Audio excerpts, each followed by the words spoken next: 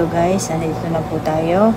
Meron po tayo dito ang 50 cents ng Eagle 1983. Ang may error po ito guys. Ang scientific name niya dapat is Pitico Baga. Ang nakalagay dito, Pitico Baga. Ayan po. May mga error po siya. Baga po, hindi Faga ang nakalagay. Ibig sabihin may error coins po ito. Pitico Faga, dapat Pitico Baga Jeffrey ang nakalagay po dito. Yan po ang scientific name niya. 1983 po siya.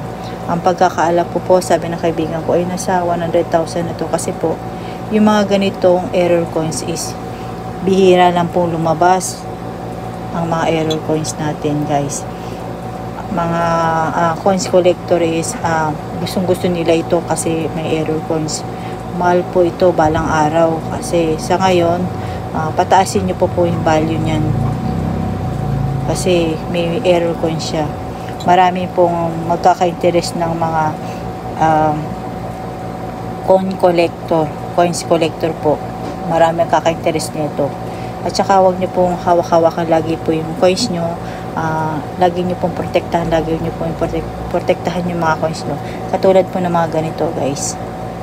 Protektahan ninyo po yung mga coins nyo. Kasi bawal kasing hawak-hawakan. Nababawasan po kasi ng value yung mga coins nyo pag nahawak-hawakan nyo lagi. Yan po. Pitico Baga po ang nakalagay dito. Kaya po guys, tago nyo lang po ito. Error coin. As you can see, instead of letter P, you can see it's letter B. And this is the correct coin. Thank you for watching. God bless.